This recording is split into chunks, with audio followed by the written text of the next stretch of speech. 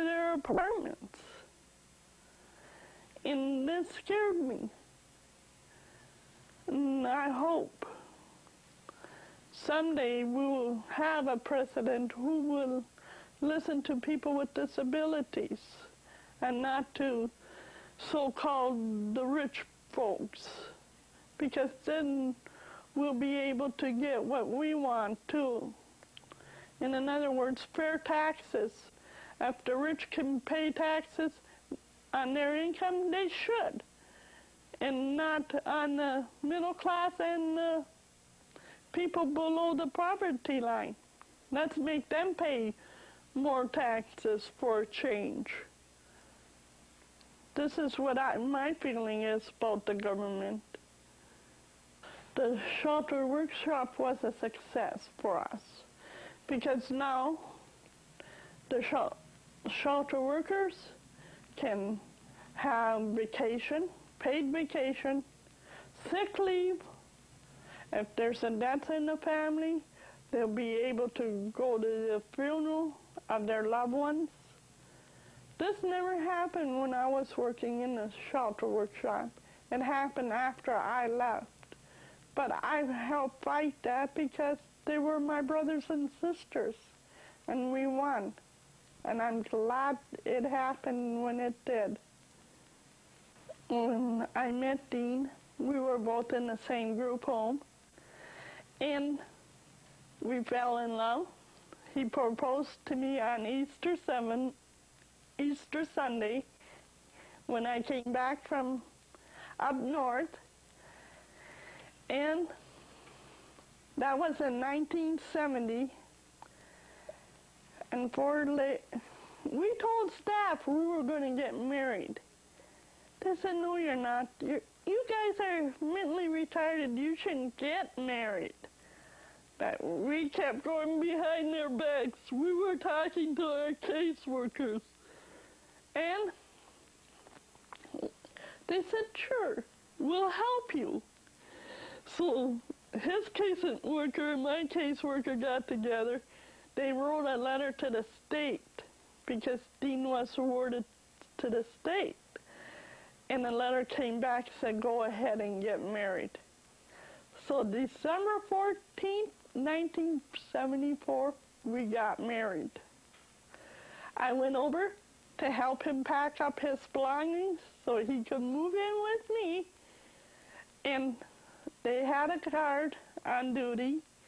And this person says, I would like to see Dean Steinbring. They said, "What relation are you to him?" I says, "Well, I'm his wife." "Oh, no, you're not."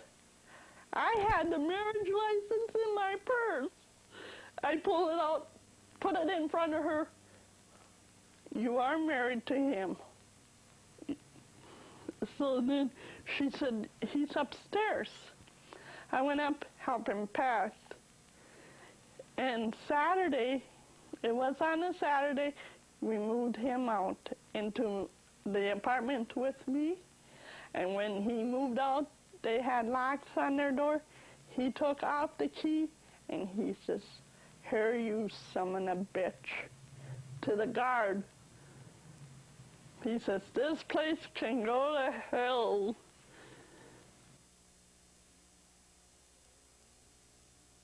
Dean had passed away on March 17th, 1983, at 9:15 at night. Mel and Georgia had came over to where I was living. They didn't tell me over the phone. They just called me, said, "We have something to tell you.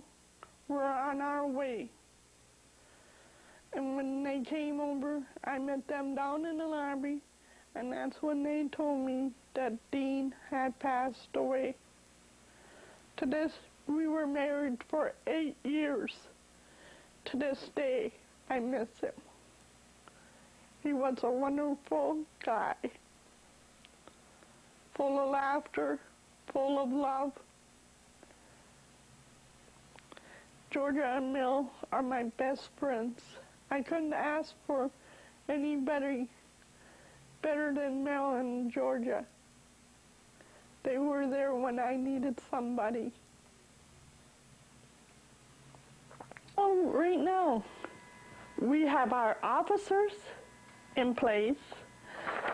The national organization is pretty well off the ground right now.